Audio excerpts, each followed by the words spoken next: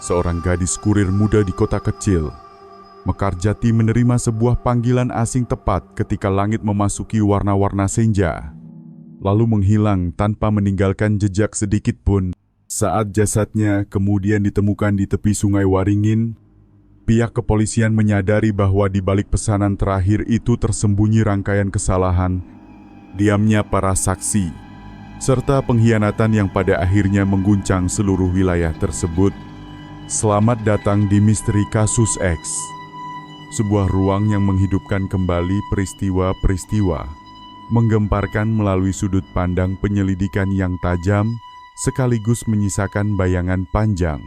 Bila Anda menyukai kisah-kisah yang penuh teka-teki serta sulit ditebak, tekan tombol berlangganan, beri tanda suka, dan aktifkan lonceng agar tidak tertinggal episode berikutnya. Tinggalkan komentar angka 1 jika Anda menyukai tayangan ini. Atau cukup beri tanda suka apabila Anda bingung ingin menulis apa. Kami tahu Anda sedang menonton. Pada sore itu, kota kecamatan Mekarjati tetap teduh dan tenang seperti biasanya. Arus orang yang lalu lalang semakin jarang, menyisakan bunyi klakson yang timbul tenggelam di antara cahaya matahari petang yang memanjang di atas deretan genteng tua. Di tengah arus tersebut, seorang gadis berpostur mungil dengan jaket kusam berhenti di pinggir jalan, memeriksa kembali pesanan-pesanan yang masih belum ia selesaikan.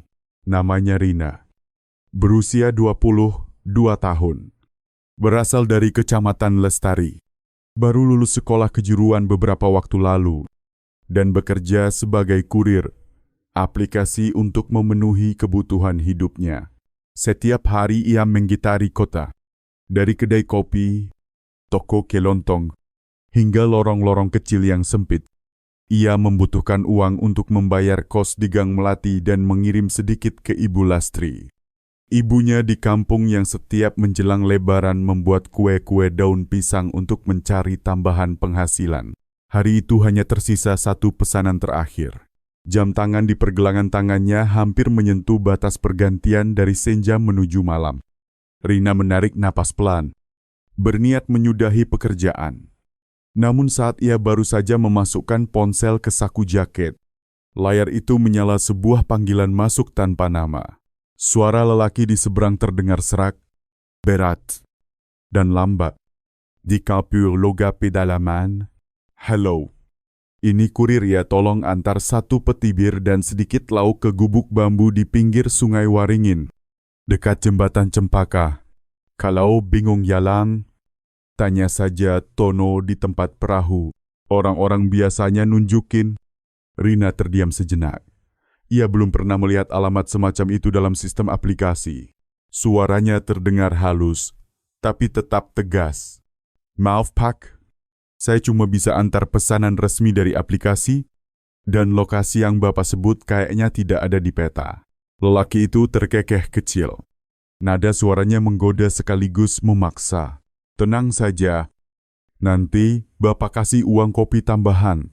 Kamu cuma perlu jalan sedikit lebih jauh.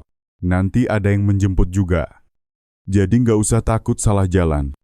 Rina bungkam, dan dalam pikirannya melintas gambaran Ibu Lastri yang duduk di depan rumah sambil mengipas tungku. Diterangi cahaya lampu minyak yang temaram. Ia teringat catatan pengeluaran di sakunya. Target pengiriman hari itu belum terpenuhi, dan saldo yang tersisa bahkan tidak mencapai Rp200.000. Satu pesanan tambahan berarti upah beberapa puluh ribu rupiah lagi. Ia menggigit bibir, lalu menjawab pelan, "Baik, kirimkan lokasinya. Nanti saya menuju ke sana." Pesan yang masuk berupa foto sketsa peta buatan tangan dengan tulisan acak tak beraturan. Lewati jembatan Cempaka. Belok kiri. Lurus sampai rumpun bambu besar. Gubuk Tono ada di ujung ilalang. Rina menatap peta itu lama. Ragu beberapa detik, arah tersebut menuju kawasan pinggiran yang sepi. Tempat Sungai Waringin mengalir tenang, namun keraguan itu segera kalah oleh tekanan hidup. Ia menghidupkan motor, menarik resleting jaket, memasukkan ponsel ke saku celana bagian belakang, lalu memaku kendaraan. Jalan tanah menuju bantaran sungai bergelombang, dengan rumput liar menjulang di kedua sisi. Sedangkan lampu motor memantulkan cahaya kekuningan di antara debu yang berterbangan. Setiap kali roda menghantam lubang, Rina menggenggam stang lebih kuat. Angin dingin dari arah sungai membawa bau lumpur dan lumut yang menusuk hidung. Cahaya petang di kejauhan kian memudar, menyisakan warna samar semacam benang tipis menggantung di udara. Ia memasang earphone dan membiarkan lagu favorit mengalun, lagu tentang mimpi-mimpi sederhana dan gadis-gadis muda yang berusaha berdiri dengan kekuatan sendiri. Pada momen itu, tak satu pun menyadari bahwa itulah kali terakhir seseorang melihat Rina bernyawa. Motor tuanya yang berwarna perak kemudian lenyap dalam gelap di tikungan tanah yang berliku. Di ujung jalur itu terhampar lahan ilalang, dan setelahnya sebuah kelokan sungai yang sunyi tanpa jalan untuk kembali. Sekitar setengah jam setelahnya, langit menjadi gelap sepenuhnya. Di kos-kosan Melati, Ibu Lastri menelepon. Nada panggil berdering berkali-kali tanpa dijawab. Mungkin Rina sedang antar pesanan. Ia menenangkan diri sambil menutup pintu perlahan. Ia tidak tahu bahwa ponsel itu sudah berhenti berdering, tergeletak diam di lahan kosong dekat tepi sungai Weringin. Di tempat yang hanya menyisakan suara angin serta dengung serangga malam. Malam itu, di ujung tanggul desa Sukamukti, beberapa warga mendengar suara motor dari kejauhan yang kemudian mendadak senyap, namun tak seorang pun memedulikannya karena daerah itu memang sepi. Hanya beberapa lelaki yang membangun gubuk nelayan untuk berjaga semalam suntuk. Ketika waktu mendekati pukul 9 malam, kabut turun menyelimuti bantaran sungai. Di sudut sebuah gubuk kecil yang diterangi lampu minyak redup, 4 sosok duduk mengelilingi meja kayu. Suara tawa bercampur dentingan botol bir. Salah satu dari mereka berucap setengah bercanda. "Anak itu jadi datang apa enggak?" "Ya." Orang lain menjawab dengan suara mabuk. "Paling tinggal beberapa menit lagi. Nanti kita atur." Kata-kata itu menghilang ke dalam pekatnya malam, hanyut bersama angin sungai yang lembut namun membawa firasat buruk. Dari detik itu, sebuah tragedi mulai terbentuk. Tak seorang pun menyadari bahwa panggilan yang terdengar sepele itu baru saja membuka rangkaian peristiwa yang kelak membuat seluruh Mekarjati bergetar. Keesokan paginya, kabut putih menutupi ladang-ladang di desa Sukamukti. Sungai Waringin tetap mengalir perlahan seperti biasanya. Tetapi hari itu, sungai itu akan mengembalikan sebuah rahasia yang ia telan semalaman. Saat matahari belum sepenuhnya naik, pasangan lansia Pak Darto dan Bu Wati berjalan sambil menggenggam tangan, mengikuti rutinitas harian mereka. Mereka berbincang tentang ladang, tentang cucu yang baru pulang. Gelak kecil mereka melayang di udara hingga Bu Wati tiba-tiba berhenti. "Pak, itu apa yang mengapung di sungai?" Pak Darto menyipitkan mata. Berjalan mendekati tepi air, di antara semak yang terseret arus, sebuah benda asing tersangkut di batang bambu dan bergoyang perlahan mengikuti aliran. Awalnya mereka mengira itu karung sampah atau potongan kayu. Namun ketika sinar matahari pertama memantul di permukaannya, warna merah pudar dari pakaian itu muncul dengan jelas. Wajah Bu Wati memucat, suaranya bergetar. Sepertinya itu manusia. "Pak!" Teriakan paniknya memecah pagi. Warga berdatangan, lalu segera menghubungi aparat desa. Belum lewat 10 menit, area tepi sungai sudah dipasangi garis pembatas. Tim polisi, forensik, dan penyidik telah tiba. Sebuah terpal putih dipasang untuk menutup pandangan kerumunan. Udara terasa kental dalam cahaya lembut pagi. Kamera penyidik merekam sosok gadis muda bertubuh kecil. Rambutnya terikat rapi, jaketnya berlumur lumpur, dan lehernya menampilkan bekas yang mencurigakan. Tanda-tanda menunjukkan ia telah meninggal selama beberapa jam. Dompetnya tidak ada. Ponselnya pun menghilang, pakaiannya tersusun rapi tetapi posisinya aneh. Seakan-akan seseorang menatanya dengan tergesa.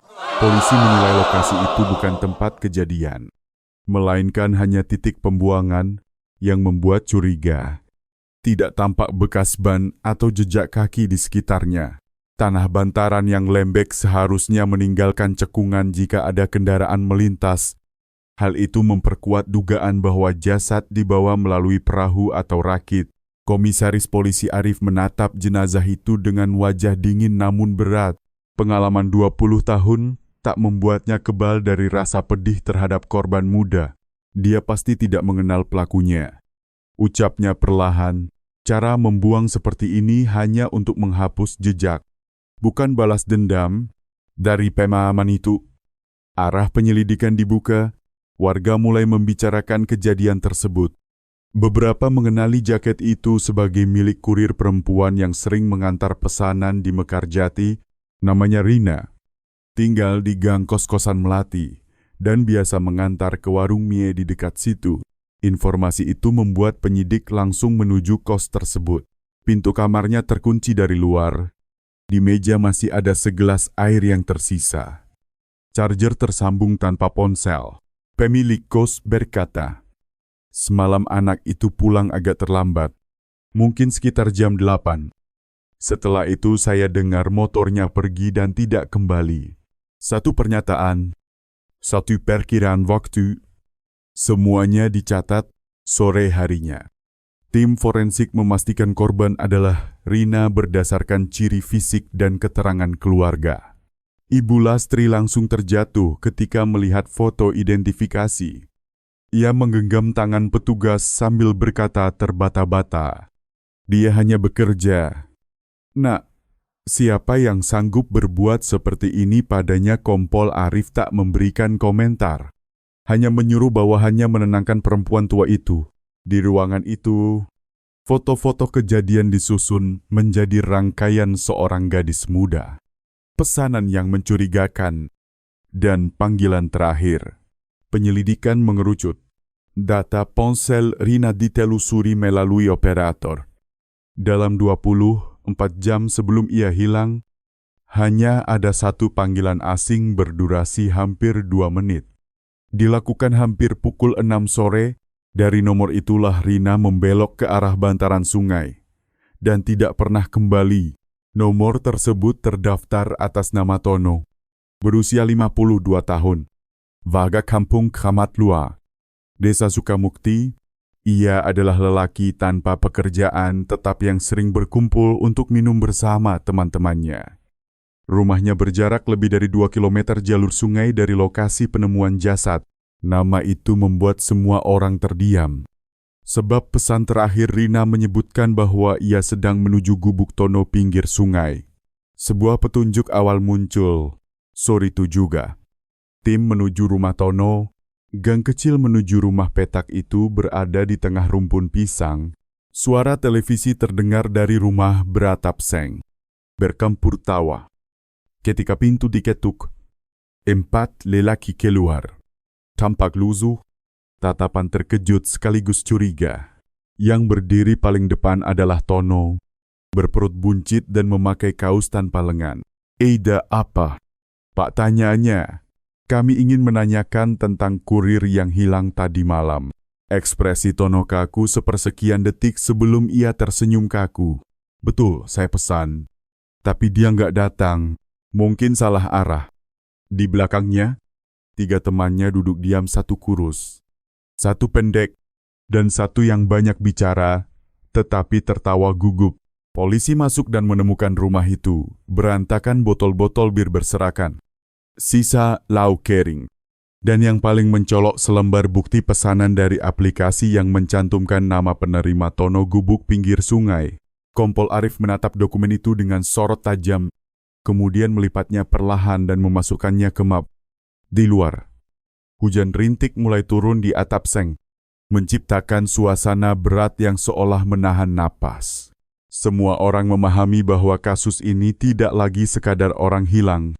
Penyelidikan besar dimulai, dan nama Tono pinggir sungai menjadi pusat pembicaraan di seluruh Mekarjati selama berbulan-bulan.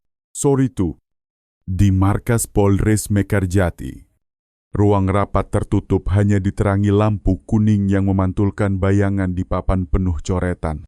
Di tengahnya tergambar kronologi kasus nama korban Rina, panggilan terakhir dari nomor asing, serta tujuan ke gubuk tepi sungai.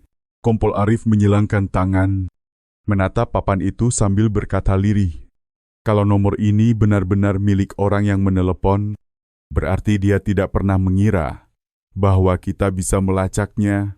Kelengahan seperti ini hanya muncul saat seseorang sangat yakin tidak akan ditemukan. Kalimat itu terdengar datar, namun di balik nada dinginnya, seluruh tim seperti sedang menahan napas. Setiap detail kecil dalam berkas perkara terasa seperti kepingan dari sebuah cermin yang sudah remuk. Jika satu potongan diletakkan di posisi yang salah, maka seluruh arah penyelidikan akan melenceng.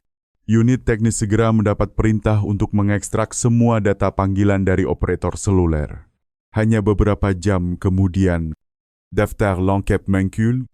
Dalam rentang waktu 24 jam sebelum menghilang, ponsel Rina hanya berkomunikasi dengan beberapa pelanggan tetap. Panggilan terakhir pada sekitar pukul 5:38 sore. Dengan durasi tidak sampai 2 menit. Tercatat berasal dari nomor milik Tono. Data lokasi turut menegaskan bahwa setelah panggilan tersebut, sinyal ponsel Rina bergerak cepat ke arah bantaran sungai, lalu menghilang sama sekali. Sebuah garis merah ditarik di atas peta, memanjang dari gang kos-kosan Melati, melintasi jembatan Cempaka, kemudian berbelok ke kiri dan mengikuti sepanjang bantaran sungai Waringin. Persis seperti arah yang digambarkan dalam sketsa peta yang dikirim si penelepon kepada Rina. Kompol Arif mengangguk pelan. Kuncinya ada di sana. Seketika itu juga, tim patroli lapangan diperintahkan menyisir kawasan tepi sungai. Mereka menemukan beberapa bekas jejak ban yang samar di antara lapisan pasir kering. Meskipun sebagian besar sudah dihapus angin, jejak itu masih cukup untuk membuktikan bahwa pernah ada kendaraan melintas di sana sekitar waktu senja pada hari kejadian. Satu-satunya saksi mata, Pak Kejaya, warga yang tinggal dekat tepian, mengingat bahwa sore itu ia sempat melihat cahaya lampu motor melintas di atas hamparan ilalang, bergerak sangat pelan. Kemungkinan milik orang yang tidak ia kenal. Menjelang malam, motor itu tak pernah terlihat kembali. Laporan tersebut segera dikirimkan. Kompol Arif terdiam beberapa saat sebelum berbicara. Tono adalah kunci. Tapi dia tidak mungkin sendirian. Pasti ada orang kedua. Bahkan orang ketiga, karena di daerah itu tidak mudah membawa jasad ke sungai, hanya dengan satu orang. Kalimat itu membuat suasana ruangan mengental. Semua tatapan tertuju pada foto rumah petak reyot, tempat 4 laki-laki terlihat sedang minum-minum. Mereka adalah Tono, Wahyu, Saman, dan Baha, 4 lelaki yang tinggal di sekitar kampung Keramat Luar. Persahabatan mereka sudah berlangsung lama. Hampir setiap malam mereka berkumpul untuk minum, dikenal sebagai kelompok saudara yang sangat kompak. Sore itu juga, surat panggilan darurat resmi diterbitkan. Tim kembali mendatangi rumah Tono. Pintu kayu dibuka. Aroma alkohol masih terasa menyengat. 3 teman lamanya duduk di sana. Raut wajah mereka gelisah. Polisi meminta keempatnya ikut ke kantor untuk keperluan pemeriksaan. Dan tidak satu pun yang melawan. Mereka tertawa kecil, berusaha tampak santai. Tetapi mata mereka saling menghindar. Di markas, keempatnya ditempatkan di 4 ruang interogasi terpisah. Pertanyaan-pertanyaan awal segera dilontarkan. Apakah Anda menelepon untuk memesan barang kepada Rinaya? Apakah dia sempat datang? Tidak? Saya menunggu lama, tapi dia tidak muncul.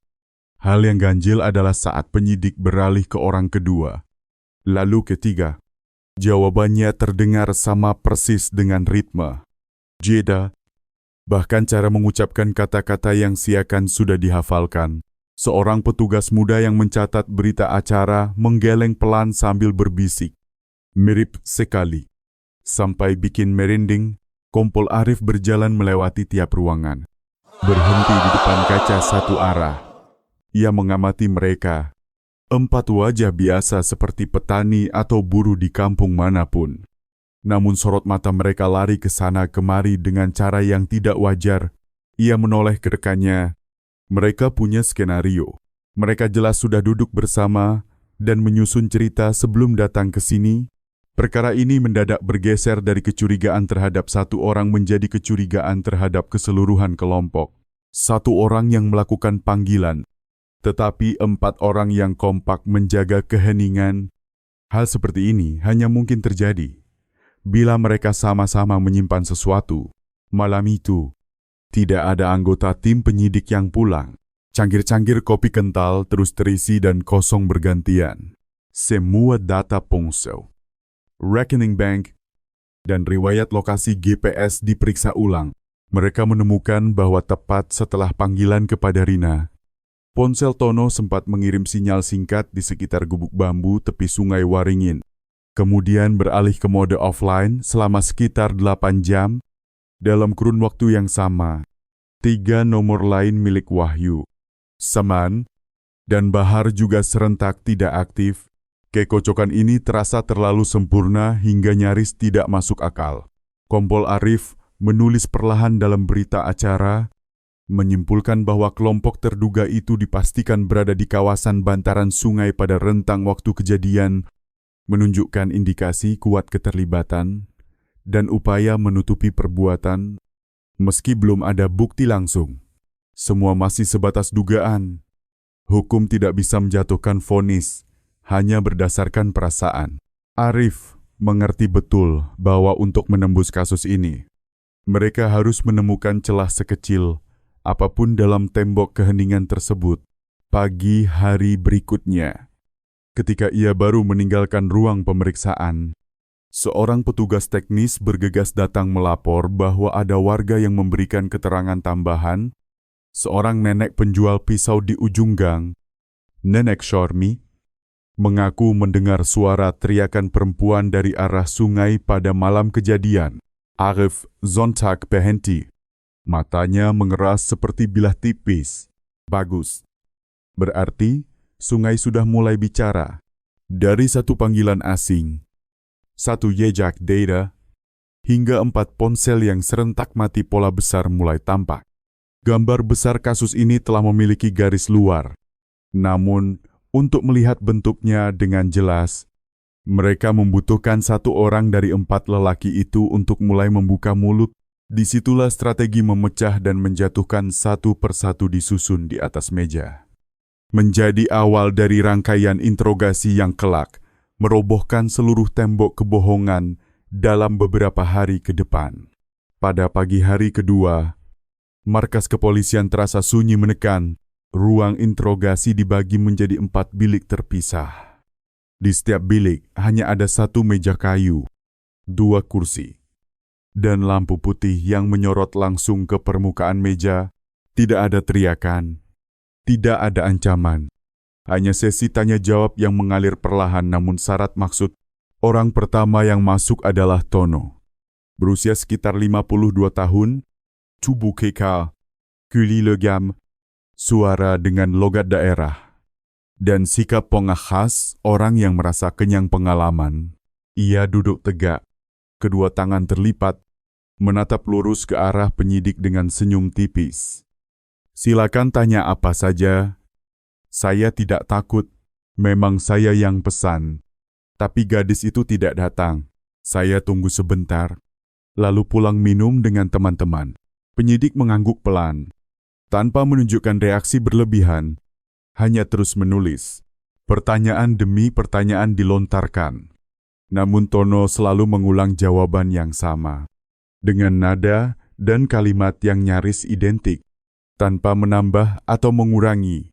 Orang kedua, Wahyu, bertubuh agak bungkuk, berambut memutih, dan wajahnya selalu tertunduk. Ia berbicara pelan seolah takut ada yang mendengar. Saya cuma duduk minum, tidak tahu apa-apa. Gadis itu tidak datang. Tanya saja sama yang lain, Kalimat pendek itu diulang apa adanya ketika pertanyaan diarahkan ke detail lain. Tangannya bergetar, keringat membasahi pelipis, dan matanya enggan menatap lurus. Orang ketiga, Saman, adalah yang paling pendiam. Sejak memasuki ruangan, ia menunduk, menatap meja, dan menjawab setiap pertanyaan dengan kata-kata singkat seperti mesin. Tidak lihat, saya di rumah dari sore sampai malam, tanpa ekspresi, tanpa emosi, tanpa perlawanan. Orang terakhir, Bahar, justru tampak paling lincah berbicara. Begitu duduk, ia langsung memasang senyum dibuat-buat. Suaranya bercampur canda setengah serius. Kami hanya teman minum. Pak, kalian ini menuduh kami keterlaluan. Malam itu kami cuma main kartu. Tidak ada yang pergi kemana-mana. Setelah berkata demikian, ia tertawa keras seakan ingin menegaskan bahwa dirinya tak bersalah. 4 sesi interogasi, 4 wajah berbeda, tetapi hanya satu versi cerita yang sama persis. Seakan disalin dari satu naskah, semua mengulang bahwa Rina tidak pernah datang. Mereka hanya minum dan pulang lebih awal. Setiap kalimat, setiap pieda, bahkan cara menarik napas terdengar selaras. Ketika dinding keheningan tampak terlalu mulus, para penyidik yang berpengalaman justru merasa ada sesuatu yang sangat salah. Kompol Arif bersandar di kursi, menatap ke cermin satu arah di belakang para terduga. Suaranya rendah, semakin rapi, semakin bermasalah. Orang yang benar-benar tidak bersalah tidak akan bercerita dengan cara yang seragam seperti itu. Seluruh tim berkumpul dalam rapat tertutup setelah sesi interogasi. Rekaman suara diputar berulang kali. Memang, keempatnya berbicara dengan nada dan tempo yang hampir identik. Sampai-sampai orang yang mendengar dapat menebak bagian mana dari percakapan yang akan diulang. Seorang petugas muda bergumam, seolah-olah mereka latihan sebelumnya. Arif tidak menjawab, hanya menatap layar yang menampilkan 4 rekaman video sekaligus. Pada satu momen, tampak Tono melirik ke samping dan mengangguk samar ke arah yang tidak tertangkap kamera. Satu anggukan sangat kecil itu sudah cukup bagi Arif untuk menyimpulkan bahwa mereka saling memberi sinyal. Malam harinya, ia duduk sendirian di kantornya. Berkas-berkas terbentang di atas meja, di tengahnya foto 4 orang lelaki di sekitar meja minum, diterangi lampu kekuningan, asap rokok, dan senyum miring. Ia menulis di buku catatan kecil 4 orang. 4 pola pikir, 1 keras kepala, 1 penakut, 1 acuh tak acuh, 1 berlagak santai. Ketika yang mengikat mereka adalah rasa bersalah, tali itu akan putus di titik yang paling rapuh. Keesokan harinya, pemeriksaan berlanjut. Kali ini penyidik mengubah taktik. Mereka tidak lagi langsung menyorot malam kejadian, melainkan menggiring pembicaraan ke arah kehidupan sehari-hari pekerjaan, keluarga, gosip tetangga. Pertanyaan terdengar seolah menyimpang, tetapi justru menyentuh sisi psikologis. Saat membicarakan keluarga, tangan Wahyu gemetar. Ketika ditanya soal hutang, Saman mengelak dan mengalihkan topik. Ketika menyebut tentang minuman keras, Tono tersenyum sinis. Hanya Bahar yang terus banyak bicara. Tetapi semakin lama, nada suaranya terdengar semakin dipaksakan. Di tengah suasana itu, Kompol Arif masuk dan meletakkan 4 gelas air di depan mereka. Suaranya selembut bisikan. Kalian boleh memilih untuk diam, tapi keheningan hanya bisa menyelamatkan 1 orang. Tidak mungkin menyelamatkan kalian berempat. Ruangan seketika merunduk dalam diam berat. Tidak ada yang menjawab. Tetapi sorot mata mereka mulai goyah. Di luar, di koridor, petugas teknis melaporkan penemuan baru. Sepasang sandal plastik berlumur-lumpur, jenis yang biasa dipakai di daerah tepi sungai, ditemukan di halaman rumah Saman. Lumpur di sandal itu masih lembab, dan sampel tanahnya identik dengan tanah di lokasi penemuan jasad. Kabar tersebut membuat Kompol Arif tersenyum tipis. Dindingnya mulai retak. Katanya pelan, malam itu, ia menyusun laporan untuk atasan. Di akhir paragraf, ia menambahkan catatan pribadi. Ketika rasa bersalah dibagi ke terlalu banyak orang, tidak semua sanggup memikul bagian masing-masing.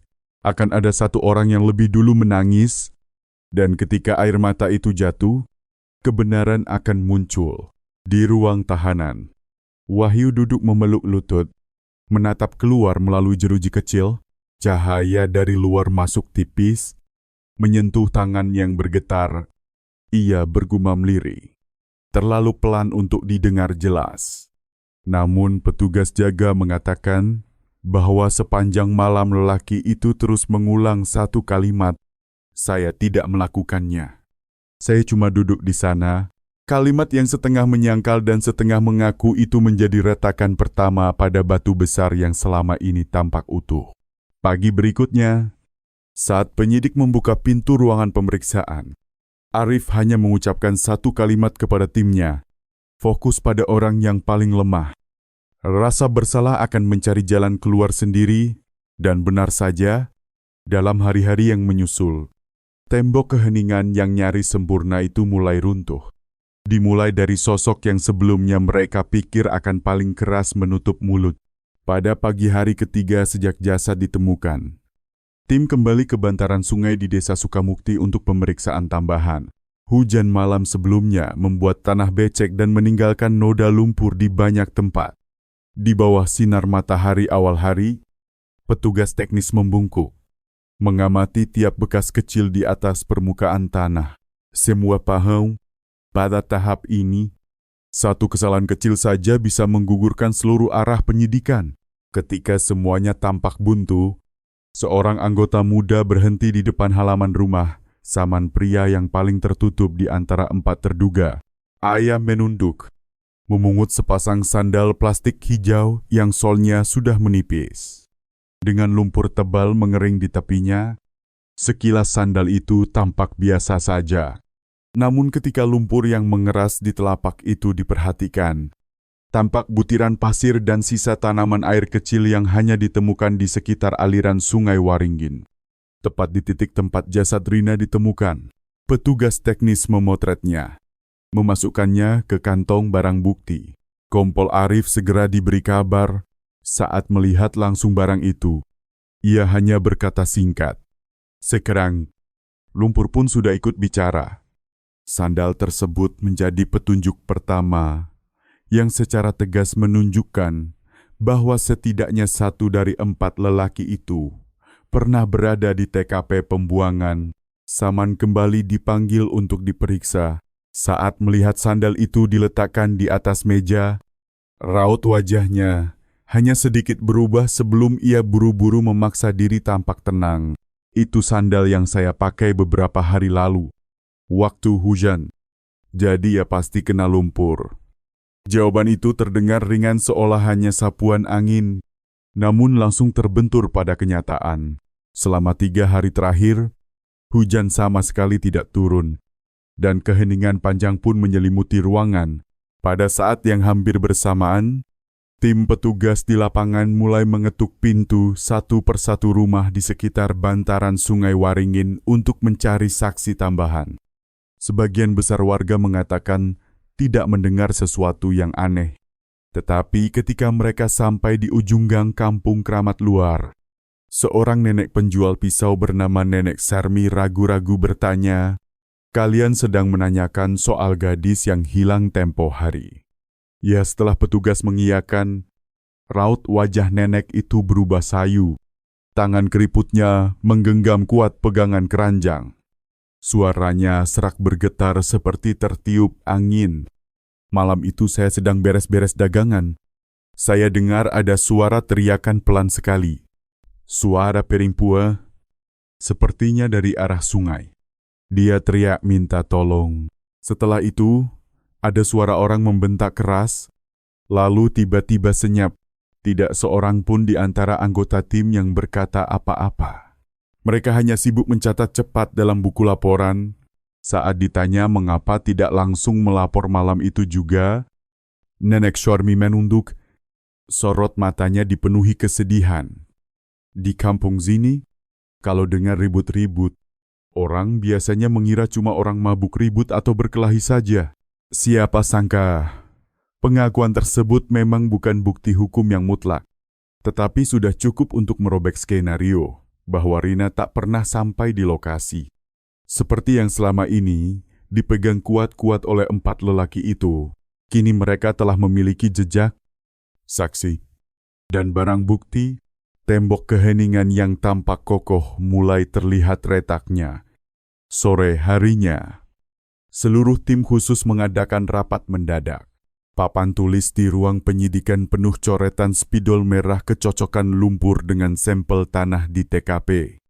Kesaksian tentang jeritan minta tolong yang menandakan adanya kekerasan, dan ukuran sandal di rumah Saman yang sejalan dengan jejak kaki di tepi sungai. Kompol Arif mengedarkan pandangan ke seluruh meja.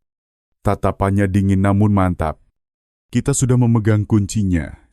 Tetapi untuk membuka pintu ini, kita harus memilih engsel yang tepat. Seorang penyidik bertanya. Maksudnya bagaimana? Pak Arif menjawab pelan.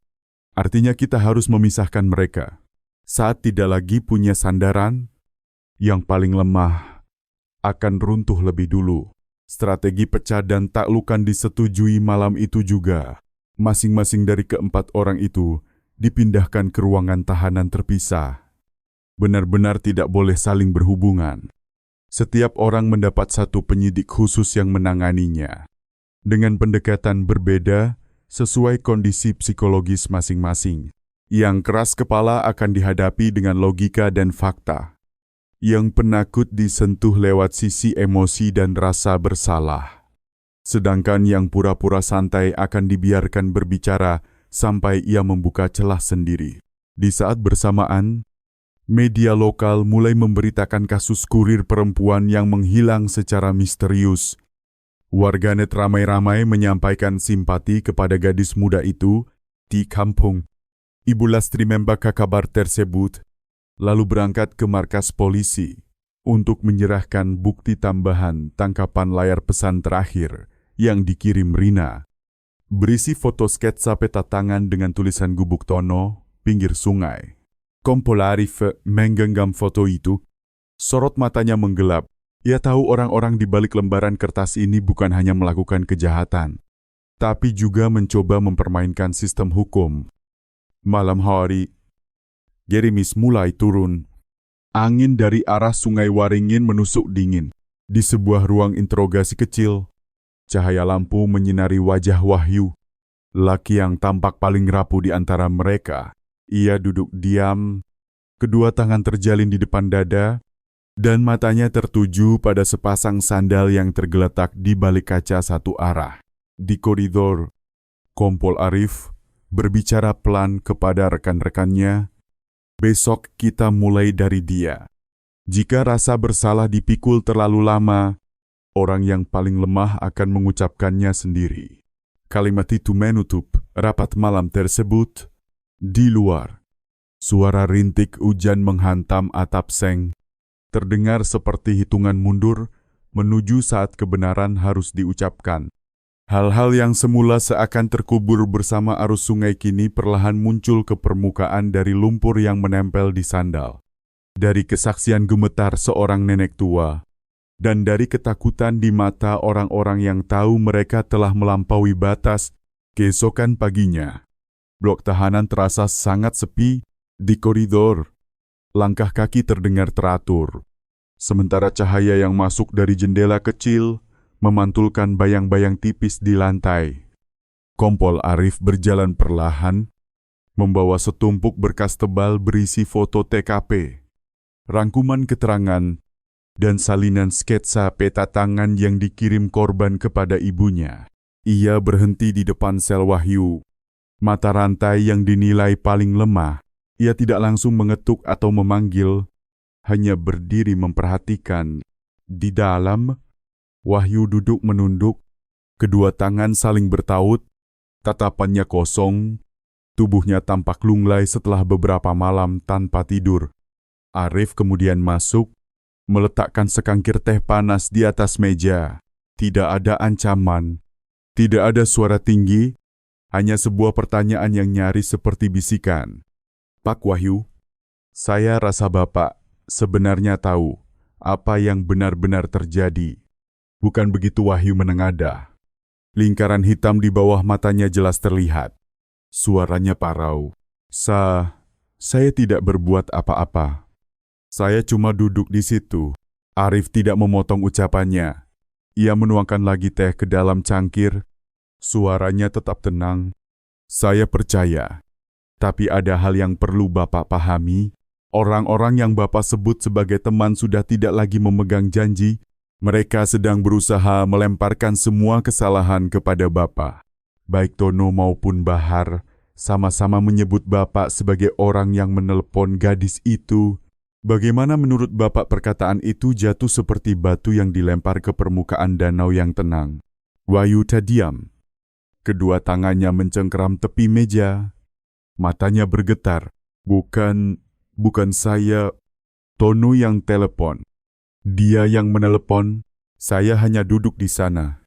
Arif sedikit mencondongkan tubuh. Suaranya makin lembut. Kalau Bapak hanya duduk di situ, ceritakan pada kami apa yang sebenarnya terjadi. Karena diam sekarang sama saja mengurung diri sendiri bersama mereka. Keheningan memenuhi ruangan sampai bunyi detik jam terdengar jelas. Wahyu menunduk sangat lama sebelum berbisik hampir tak terdengar. Malam itu, dia memang datang. Kalimat tersebut membuat penyidik yang berjaga di luar refleks menoleh ke arah kaca. Arif tetap menjaga ketenangan. Hanya mengangguk pelan sebagai isyarat agar Wahyu melanjutkan.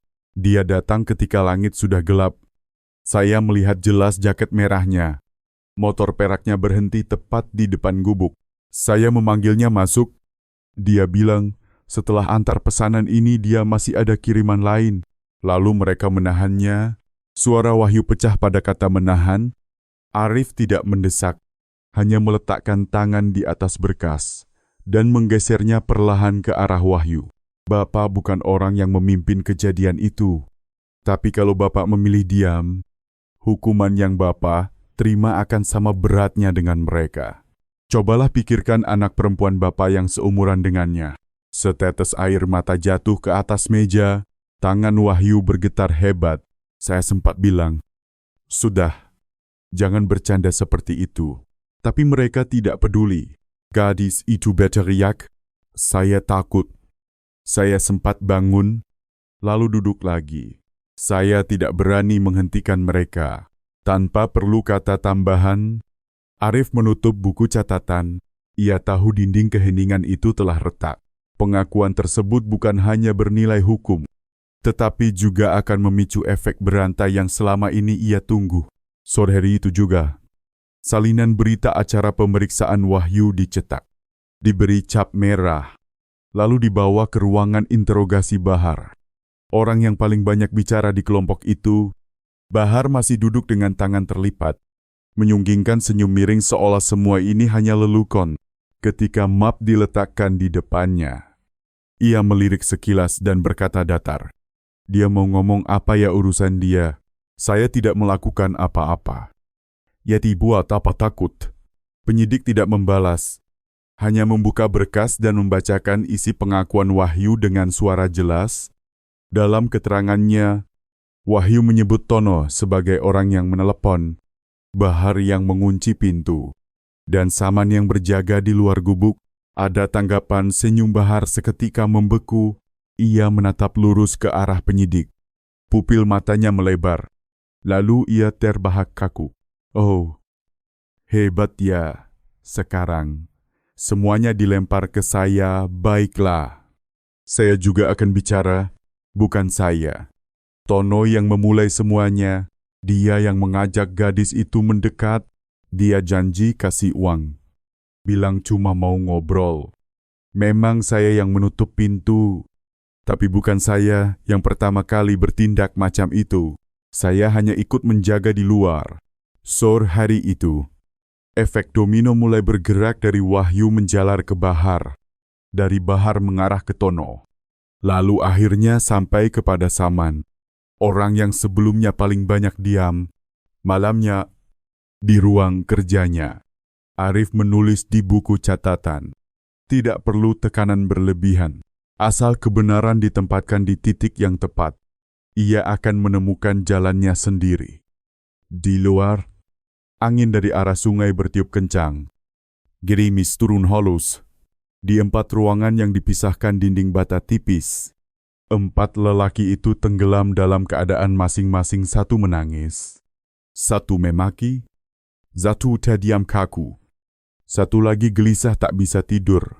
Namun, ada satu ketakutan yang sama di antara mereka, takut orang lain akan mendahului mereka dalam mengaku.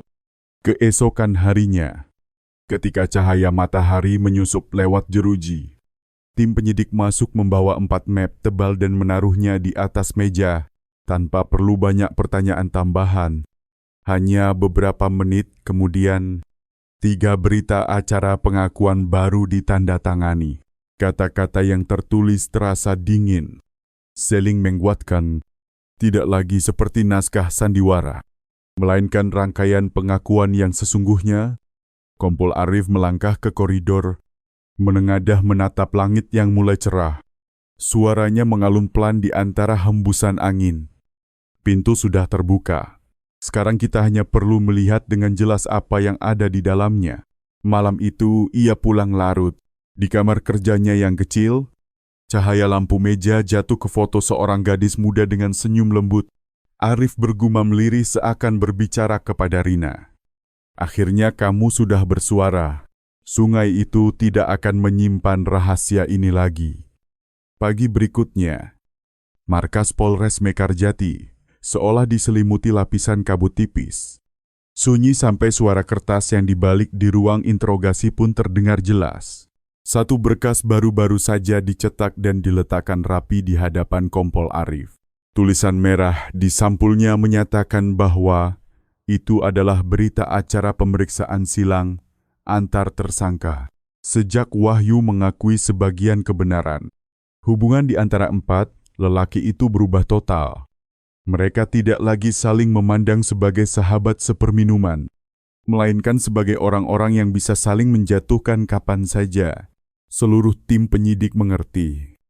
Ketika rasa saling percaya lenyap, rasa bersalah akan terpecah menjadi potongan-potongan kecil yang tak lagi mungkin disatukan. Arif masuk ke ruangan Bahar. Lelaki itu masih berusaha tampil percaya diri, tetapi tawa kecilnya sudah tak lagi stabil. Arif meletakkan berkas di atas meja. Suaranya pelan, namun tegas. Kamu tahu apa yang sudah Wahyu akui? Bahar mengangkat alis, berusaha tetap tenang. Dia itu penakut. Pak, ngomong apapun saya tidak takut. Penyidik tidak membalas, hanya mendorong lembaran itu lebih dekat. Suaranya menekan. Dalam keterangannya, Wahyu menyebut kamu sebagai orang yang mengunci pintu, Tono yang mengatur semuanya, dan Saman berjaga di luar. Kamu mau membacanya, atau perlu saya bacakan? Bahar melirik sekilas. Wajahnya sempat mengendur sebelum berubah tegang. Ia terkekeh pahit. Oh, begitu. Jadi sekarang semuanya dialihkan ke saya. Baik, saya akan bicara lagi. Tono yang pertama kali memancing gadis itu supaya mendekat. Dia janji kasih uang. Bilang cuma mau bercanda. Memang saya yang menutup pintu. Tapi saya bukan orang pertama yang melakukan kebodohan itu. Saya hanya ada di luar untuk menutupi. Suara Bahar meninggi sedikit dan bergetar penuh emosi. Namun penyidik hanya mengangguk pelan dan menorehkan setiap kata ke dalam berita acara. Ketika paha tikian keluar, tim segera membawa salinan keterangannya ke ruangan Tono. Orang yang selama ini dianggap sebagai sosok yang mengendalikan.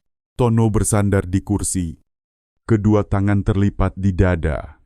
Wajahnya keras membatu. Mereka mau ngomong apa terserah. Saya sudah bilang, saya hanya minum. Gadis itu tidak datang. Arif tersenyum tipis, lalu meletakkan sebuah foto dari rekaman kamera rumah warga dekat bantaran sungai. Gambar itu memperlihatkan sosok perempuan yang menuntun motor melewati gerbang gubuk tepat saat senja. Kamu masih mau bilang dia tidak datang? Tono terdiam. Sorot matanya berubah. Suaranya merendah. Ya sudah, saya akui saya meneleponnya. Tapi niat saya cuma ingin kasih uang tambahan. Berkanda sedikit. Yang kelewatan itu mereka, bukan saya. Kalimat yang sekilas terdengar seperti upaya membela diri itu justru menjadi pengakuan awal dari orang yang dianggap sebagai otak. Segera setelah itu, berita acara pemeriksaan silang kedua disusun melalui cermin satu arah. Arif dapat melihat 3 ruangan lain Bahar yang duduk terengah-engah, Wahyu yang menunduk diam, Saman yang memegangi kepala, dan Tono yang memejamkan mata seperti seseorang yang baru saja kalah dalam permainan yang tidak bisa ia menangkan. Sore hari, keempatnya dibawa ke satu ruangan yang sama. Untuk pertama kalinya sejak mereka ditahan, tidak ada lagi sapaan akrab, tidak ada tawa. Hanya suasana hening yang berat. Arif duduk di ujung meja, menyalakan alat perekam. Suaranya terdengar jelas. Saya akan membacakan kembali seluruh keterangan yang sudah kalian tanda tangani. Kalau ada yang tidak sesuai, kalian boleh menambahkan. Tapi saya berharap tidak ada lagi kebohongan. Orang yang sudah meninggal tidak bisa lagi berbicara. Hanya kalian yang masih punya kesempatan untuk meringankan beban diri sendiri. Tono melirik ke arah Wahyu, lalu ke Bahar. Tetapi tak satu pun berani membalas tatapannya. Saat penyidik mencapai bagian yang menyebut Tono sebagai penelepon, Bahar yang mengunci pintu, dan Saman yang berada di luar gubuk, Saman tiba-tiba angkat suara dengan nada tersendat. Benar, saya memang berdiri di luar. Saya dengar gadis itu menangis. Saya juga bilang, sudah, hentikan.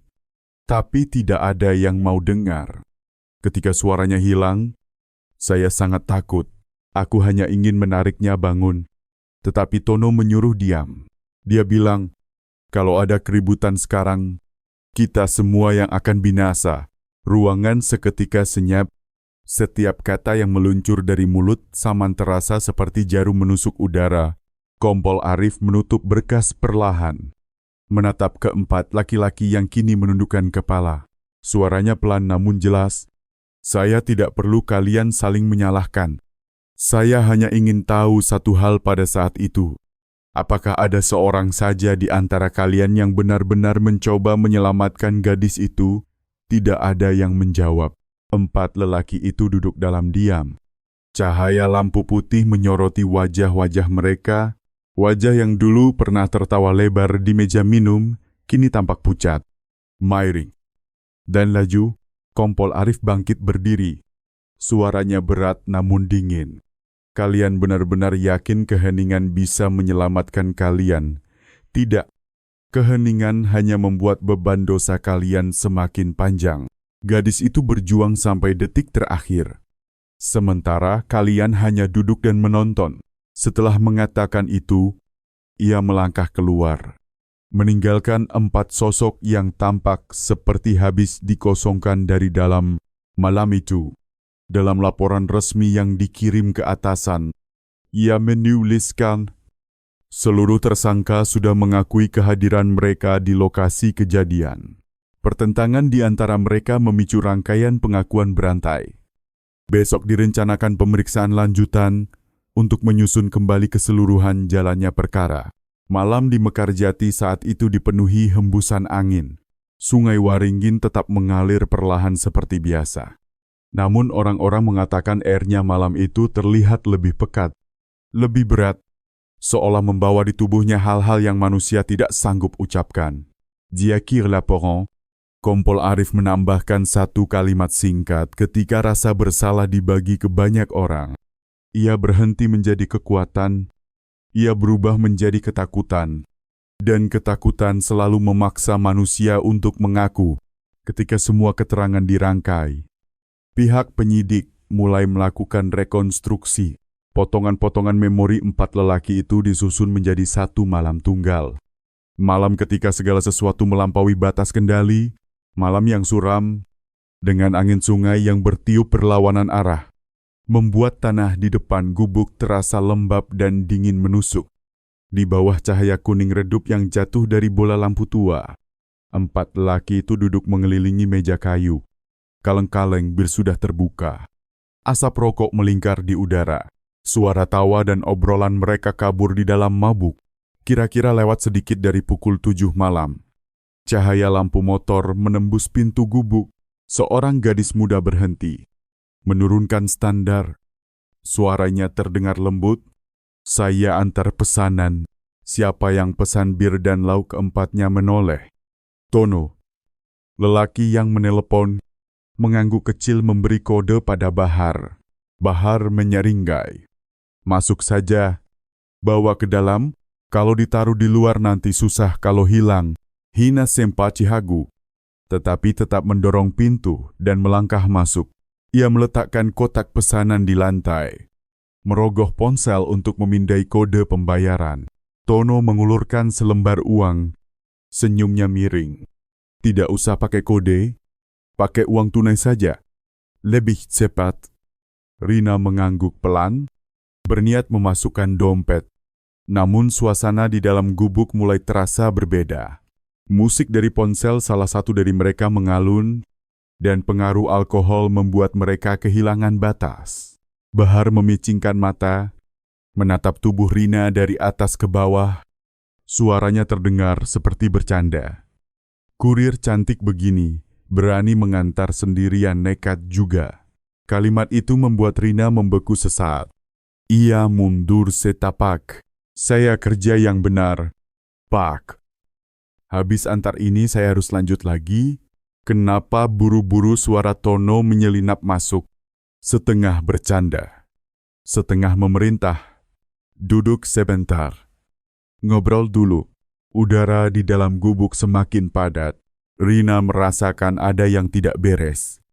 Ia berbalik hendak keluar. Tetapi pintu sudah dijaga Bahar yang berdiri menghalangi. Tolong, Khezer.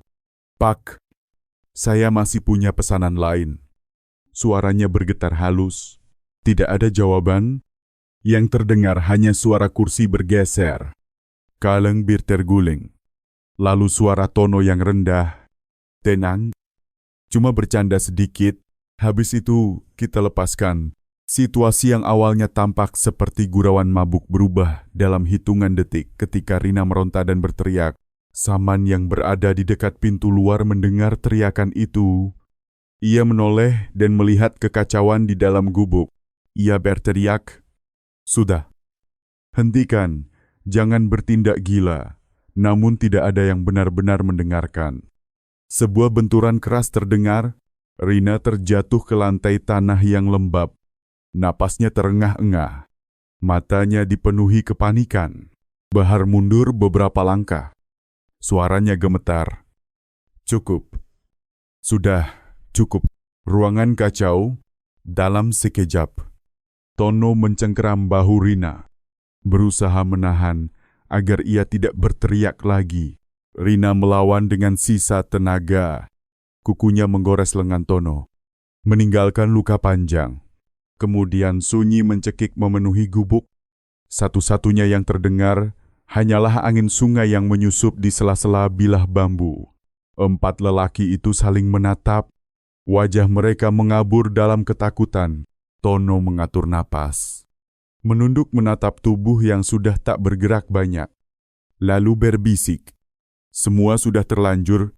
Kalau sekarang kita lapor polisi, kita mati bersama. Kalimat itu tidak diucapkan dengan nada tinggi, tetapi cukup untuk mengikat keempatnya pada lubang yang sama. Samon Gemeter bertanya perlahan. Terus, sekarang, bagaimana Tono menoleh ke arah luar gubuk? Suaranya turun menjadi pelan dan berat. Bawa ke tepi sungai. Tidak akan ada yang tahu. Tak ada yang membantah. Mereka bergerak dalam diam. Tubuh Rina diselimuti seadanya dengan jaketnya. Lalu mereka berempat mengangkatnya menuju rerumputan di tepi bantaran. Cahaya senter dari ponsel berkedip-kedip, menerangi wajah-wajah yang penuh ketakutan. Sungai Waringin malam itu tampak hitam pekat. Angin yang bertiup terasa seperti cambuk di kulit. Air berputar pelan ketika bayangan terakhir mereka lenyap di balik rumpun bambu. Yang tersisa hanya bunyi air memecah tepian, seolah menelan tuntas seluruh beban dosa. Mereka kembali ke gubuk tanpa sepatah kata. Di sana, mereka menyapu jejak mengelap lantai. Memunggut puntung rokok. Membereskan meja, ponsel Rina dibongkar, kartu di dalamnya dicabut dan dilempar ke semak. Dompetnya dibuang ke sungai. Kotak pesanan disembunyikan di gudang kecil di belakang. Semua diatur sedemikian rupa, agar seolah tidak pernah ada seorang gadis pun datang ke tempat itu malam itu. Kompol Arif mendengarkan pengakuan ini dari rekaman. Wajahnya tetap kaku seperti batu. Tidak ada detail yang perlu ia tambahkan. Kenyataan itu sendiri sudah terlalu berat. Ia menutup berkas. Suaranya nyaris hanya gumaman. 1 menit kepotohan. 4 kehidupan tenggelam dalam gelap. Keesokan paginya, tim forensik kembali ke lokasi untuk memastikan setiap detail. Jejak kaki yang memanjang dari gubuk ke tepi sungai, puntung rokok yang gosong setengah. Bahkan goresan di dinding semuanya cocok dengan keterangan para pelaku.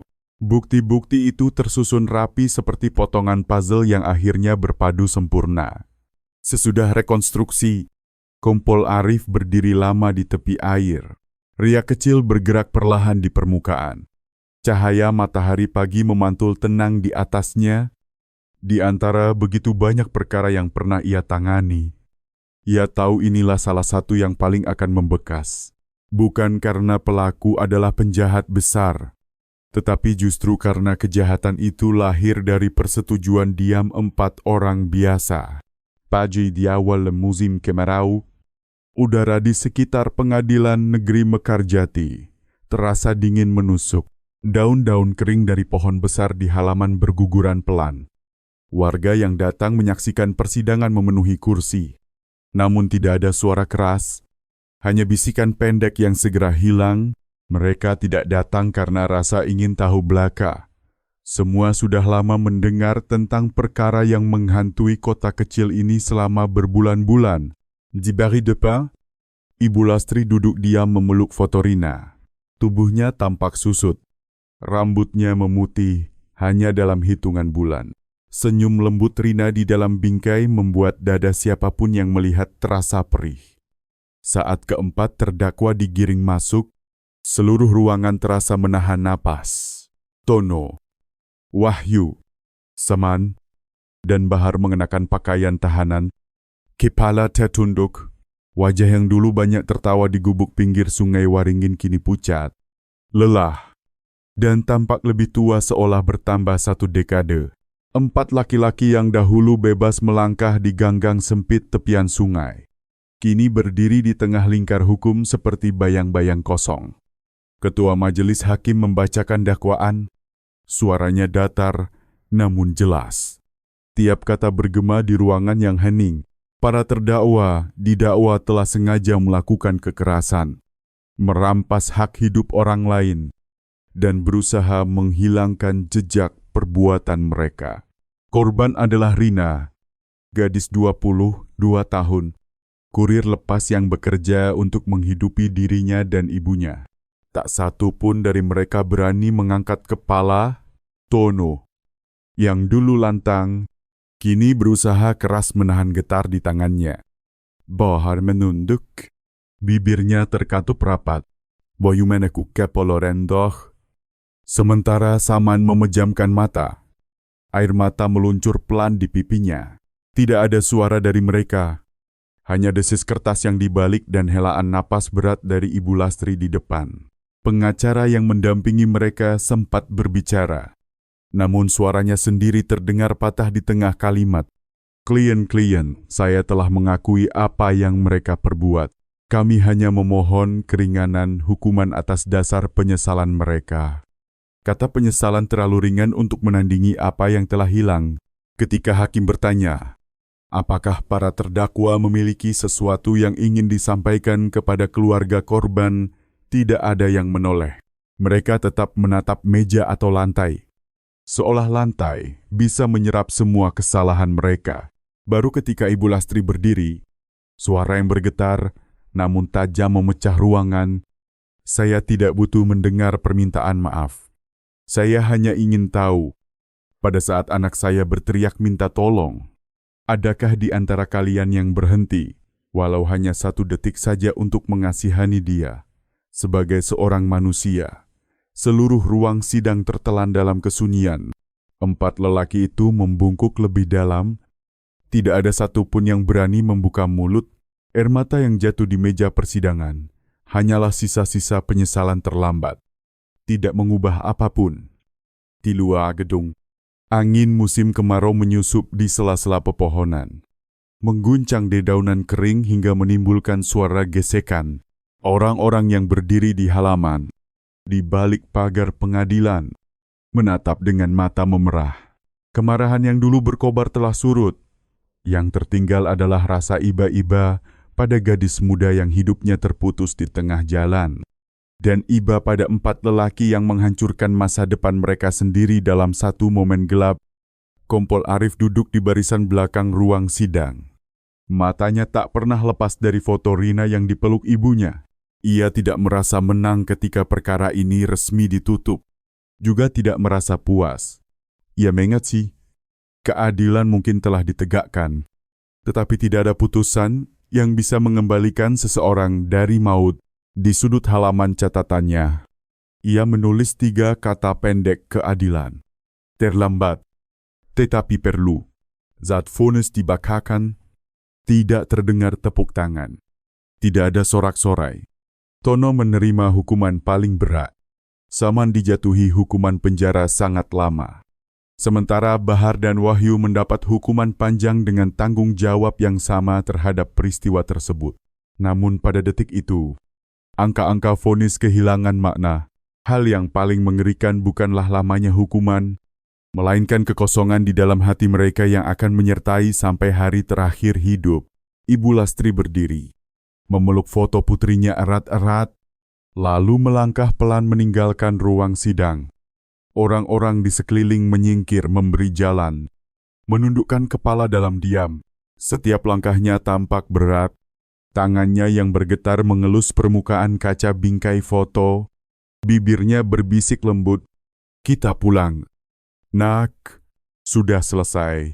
Di depan gerbang pengadilan, langit tampak biru bersih. Sinar matahari jatuh lembut di rambutnya yang memutih. Seorang polisi muda yang berdiri tak jauh dari situ spontan mengangkat tangan memberi hormat. Merasakan matanya panas, tidak ada seorang pun yang tahu persis apa yang ada di pikirannya. Mungkin campuran rasa duka, kagum, dan sesak yang sulit dijelaskan. Di dalam mobil tahanan yang menunggu di halaman samping, Tono melirik keluar lewat jendela kecil berjeruji. Sempat melihat sosok mungil Ibu Lastri yang semakin jauh. Ia menunduk, kedua tangannya mengepal. Bibirnya bergerak tanpa suara. Bukan doa panjang, bukan pula pembelaan diri, melainkan sejenis keheningan yang pasrah dan putus asa. Persidangan berakhir, palu diketuk 3 kali. Bunyinya menggema seperti penanda terakhir dari sebuah kisah yang sudah tak dapat diubah. Di luar, angin sungai Waringin bertiup membawa beberapa helai daun kering melayang di atas halaman. Perkara hukum ini memang resmi ditutup. Namun gaungnya masih tertinggal di mata seorang ibu. Di lembar demi lembar berkas perkara, dan di jalan-jalan kota kecil tempat para kurir muda masih menyalakan motor setiap hari demi mencari nafkah. Bulan-bulan berlalu, sungai Waringin kembali tampak tenang. Riaknya seperti biasa. Namun, warga di sekitarnya masih kerap menyebut nama Rina dengan nada pelan dan lembut setiap kali melihat seorang gadis berjaket merah berhenti di depan warung. Selalu ada yang berdesah. Seandainya malam itu, dia tidak mengangkat telepon itu, kisah ini tidak lagi sekadar sebuah kasus pidana. melainkan cermin yang memantulkan betapa dinginnya sikap manusia dan betapa mudahnya kita mengabaikan tanda-tanda bahaya kecil di kehidupan sehari-hari, di mana kebaikan dan keburukan terkadang hanya dipisahkan oleh 1 detik ragu.